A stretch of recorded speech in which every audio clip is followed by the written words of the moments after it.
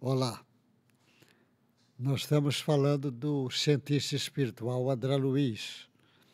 Eu estou pegando, como vocês sabem, as informações que o Chico trouxe, informações, milhares de informações que ele traz sobre a parte científica do trabalho do André Luiz, que ainda não é reconhecido pela maioria dos cientistas, mas já tem alguns que já começa trabalhar algumas informações dele, sem saber até que o André Luiz disse. E eu peguei da lição 171 até 180 algumas informações que a Marlene Nobre trouxe, que ela estudou muito o André Luiz, e ela junta com as informações do Emmanuel e traz algumas colocações dos cientistas atuais. Isso. Essa lição 177 é a estruturação dos cromossomos. O André Luiz vai estudar isso muito bem. E a estrutura dos cromossomos é muito interessante porque os cromossomos são muito importantes para a estrutura da hereditariedade, inclusive para a reprodução, é muito importante. Mas olha como é que o André começa a descrever no seu livro Evolução em Dois Mundos, ele diz, foram necessárias imensas eras para que o princípio inteligente recebesse os dons de reprodução sexuada. Custou muito. Até preparar, imagine, preparar as células sem núcleos, para ter núcleo, célula eucarionte, para sair do procarionte, custou muitos milhões de anos sendo trabalhados. Depois que isso vai ser trabalhado, você imagina o vírus lá dentro do citoplasma preparando o terreno no que futuro seria o núcleo das células. Ele está preparando esse terreno e a reprodução vem depois do metabolismo. O metabolismo vem primeiro, a reprodução muito depois. A reprodução sexuada custou muito para vir. Os dons da reprodução sexuada mais complexos nos cromossomos ou concentrações fluídico magnético especial. Olha, ele diz, o André fala, as crisálidas da consciência percorreram desse modo um longo caminho no qual os cromossomos foram minuciosamente analisados e testados nas plantas. Os cromossomos é analisado e testado nas plantas, até que sofresse as transformações essenciais na química das algas verdes e partisse ao rumo dos mais amplos desdobramentos. Eles são estruturados em glândulos infinitesimais que guardam características físicas e perispirituais através do núcleo das células. Precisou o núcleo das células estar organizado para essas características poder. Partiram do corpo físico, enquanto através dos genes mitocondriais existentes no citoplasma, partiram o corpo espiritual perispírito. Ele está dizendo o seguinte, que esses glândulos infinitesimais que guardam características físicas e perispirituais através do núcleo das células. Partiram do corpo físico, enquanto através dos genes mitocondriais existentes do citoplasma participam do corpo espiritual ou perispírito. Ele está dizendo que é uma diferença, os genes lá das mitocôndrias, que vai partir a existência existente do citoplasma, participa do corpo espiritual ou perispírito. E o gene, através do núcleo da célula, participa do corpo físico. No livro Evolução dos Mundos, o livro Evolução dos Mundos foi publicado em 1958.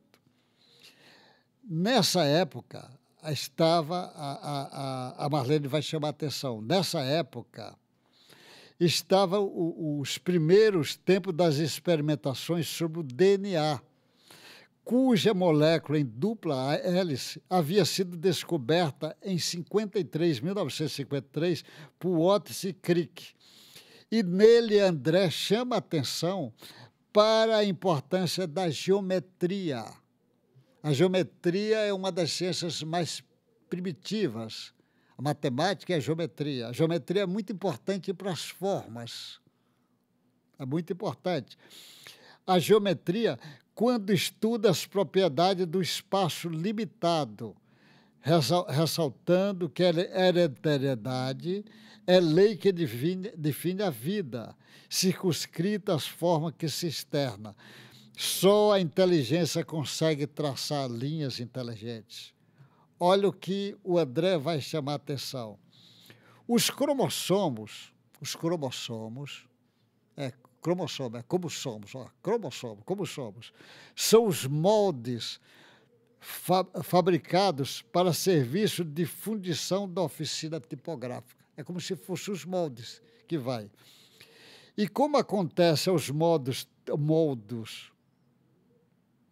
tipográficos, que são formados de linhas para lhe expressar o sentido, também eles são constituídos dos elementos chamados genes, e que lhe dá, tanto quanto ocorre do alfabeto humano, a característica da imortalidade das células, que renovam, transmitidas sucessoras às suas partículas disponíveis. Assim como o modo topográfico pode viver indefinidamente em meio ao material destrutivo e renovável, também os cromossomos são imorredores. Isso é muito interessante, os cromossomos são morredores. No estudo dos genes, todavia, não podemos esquecer que o DNA dos cromossomos do chimpanzé é 98,4 idêntico ao do ser humano, o que, na verdade, essa diferença é ainda menor. A diferença, na realidade, é 0,16%, tendo em vista que 90%, olha essa informação que a ciência atual traz, e a doutora Marlene vai chamar a atenção, tendo em vista que 90% do DNA, que é sucata não codificante, quais os poucos genes responsáveis por sua distinção comportamental? Ela pergunta, quais os poucos genes responsáveis pela distinção comportamental? Como é que esses poucos genes são capazes de causar uma diferença tão grande? Para nós, há algo mais atuando na estrutura física dos genes. Que algo é esse? O corpo espiritual, que age como modelo organizador biológico, conforme nós vamos ver. No modelo organizador biológico, age principalmente, como é que esse modelo organizador biológico age? Principalmente através do vácuo quântico, que permeia o vazio dos átomos, os componentes das moléculas do DNA. No caso dos genes, há uma enorme quantidade desse vazio, o vácuo quântico, que permite ao espírito manipular uma grande quantidade de massa, materializá-la durante o processo da otogênese.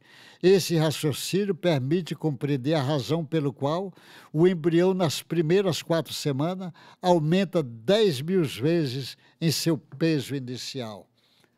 Olha o que as informações do modelo organizador biológico do nosso cientista recente, o Hernani Guimarães, que tem pouco tempo que desencarnou, ele está chamando a atenção desse vácuo quântico que os componentes da molécula do DNA vão agir. E é nesse vácuo, nesse vazio, que existe uma quantidade de massa a materializá-la.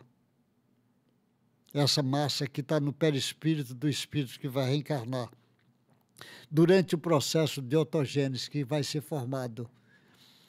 Esse raciocínio permite compreender a razão pelo qual o embrião, nas primeiras 4 semanas, aumenta 10.000 vezes o seu peso inicial. São muitas informações riquíssimas que o André trouxe, que o Emmanuel confirma e que a Marlene está dizendo que os cientistas atuais estão também batendo com as informações. Os cientistas do futuro, esse então, irão bater mesmo. É só questão de tempo. Até o próximo encontro nosso, nessa série.